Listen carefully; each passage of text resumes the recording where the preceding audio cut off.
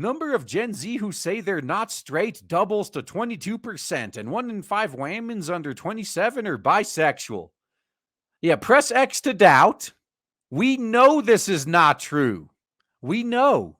Why would a vastly growing number of people want to identify with the most privileged group in current year society? What could it be? Like, I just don't understand why normal people would pretend to be part of a privileged class to get special privileges. Maybe someone could explain that to me. Yeah, I'm sure this is just natural organic growth. The number of Americans aged 18 to 27 identifying as non-straight has more than doubled in 7 years, new polling reveals Wednesday. A survey of 12,000 Americans by Gallup revealed that 22.3% of Gen Z now say they're gay, lesbian, bisexual, queer, transformer, or other, compared to 10% in current year -7. Yeah, it's a lot more of a protected, privileged class now. And 28.5% of Gen Z females say they're not straight, with 20.7% saying they're bi. One expert told The Compost that the reasons for the explosion in identifying as non-straight could include the effects of social media, influencers, and lockdowns. And also just all the privilege they get, all the special treatment they get. But other experts said Gen Z may simply feel more free to be public about their sexuality, particularly young women's being happy to identify as bisexual. Oh, God. When they hit the wall, once they get to their mid-30s, they're suddenly going to go to church and say they've been straight all along and they were just being deceived. And you men, you need to clean up the mess now. It's your responsibility for some reason. And then the church is going to wonder why all the men are leaving the church. Now, the polling also revealed the number of alphabet soup Americans has doubled over the past decade, with 7.6% of American adults identifying as alphabet soup. Yeah, if you could get special treatment and privileges for it, hell yeah. Yeah, this is true, though. Blaming the schools. You remember the story of the school's entire class of girls all of a sudden became straight when not in class? Yeah, we covered that here. Where after the school went remote, like 9 out of 10 transformers they had in that school detransitioned. Really weird. So the rate has exploded from 3.5% in current year -12 when Gallup first began its polling. The company sent a statement. These changes have been led by younger Americans, and generational differences and trends point to higher rates of alphabet soup identification nationally in the future. Until they no longer get special treatment and privileges, then all of a sudden no one will want to associate with them anymore. Guarantee you that's what's coming. The alphabet soup population shrinks considerably among older generations. 9.8% of millennials who were born between 1981 and 1996 say they're not straight. The figure for Gen X, aged between 44 and 59, is 4.5%, while 2.3% of baby boomers and just 1.1% of the silent generation say there's something other than straight. According to Gallup data, 0.9% of American adults currently identify as transformer, but Zoomers do at nearly 3 times the normal rate, coming in at 2.8%. An additional 1% of adults identify as non-binary. Yeah, it's a lot easier because the Zoomers kind of grew up with this insanity.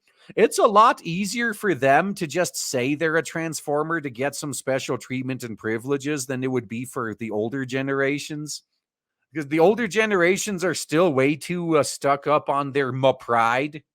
So each younger generation is about twice as likely as the generation that preceded it to identify as alphabet soup, Gallup reports. Because the alphabet soup gets more privileges at around double the rates. Now, Dr. Erica Anderson is a psychologist who specializes in counseling transformer youth through transition and believes the desire to belong to an oppressed identity may be at play. You think? Man, finally, we're getting to the point where they admit it. The great empathy for the oppressed, strangely inclined some to identify with marginalized groups. Anson, who is herself transformer, told The Compost. No, it's not so much about, a lot of it is for attention. And I'm sure some people do it just to get attention. But a lot of others, they do it just for the more tangible benefits. A preferential treatment in hiring, in getting promoted and raises. Now, she also points to a number of other factors listing social isolation of the pandemic. Yeah, that actually untransitioned most. A dramatic increase in social media consumption. That's definitely a cancer. The rise of new phenomenon of social influencers coaching young people to abandon the constraints of conventional identity and guidance by adults, including parents. Yeah, if the parents don't go along with it, they lose their kids. So there are other factors you got to consider here. And I'm sure that the truth is all of them combined to varying degrees. Anderson has been a vocal critic of hasty medical intervention for the surging number of young people identifying as transformers. Now, I guess that's how you can filter out those who are just doing it so they could get some special treatment versus those who are serious about it. Any of them that actually go through the process, yeah, you should have gotten some help, man. There are still Transformers and Alphabet Soup kids, but they're the minority of the gender questioning crowd. And I'm worried that there are too many so-called professionals cannot see the forest for the trees. Other experts offered a different analysis. They're feeling a lot of freedom in their generation. There's a rejection of rigid categories like gay or lesbian or straight. They just don't go. A number of Americans identifying as bisexual are pulling the numbers up. Nearly 6 in 10 Alphabet Soup identifying adults say they're bisexual, accounting for 4% of the U.S. population, far outstripping gay and lesbian populations, which account for 1.4 and 1.2% respectively. Yeah, bisexual is also a way that you can claim Alphabet Soup status without having to actually do anything different. How many women in particular who are married or have had like 3 husbands before, and yet they claim they're bisexual just to get special treatment? Because, yeah, bisexual means I'm fine with a man or a woman, right? And I'm already with a man, so that's all I need.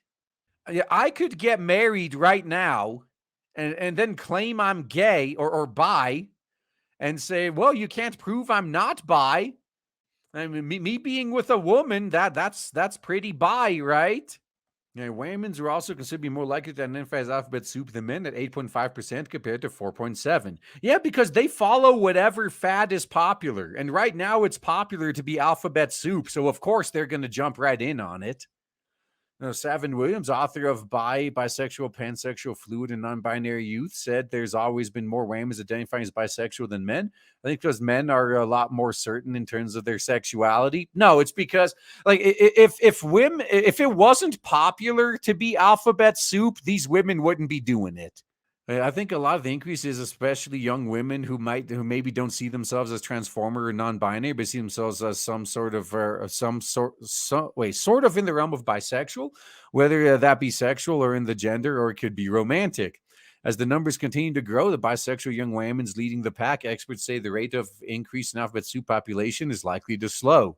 Yeah, as they lose their special privileges, it'll just go right back down to where it was 20 years ago. So according to Gallup, more than 10% of the toy population will likely identify something other than straight within the next 30 years.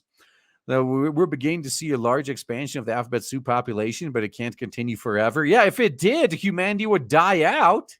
Yeah, obviously it can't continue forever. That would be a disaster if it did.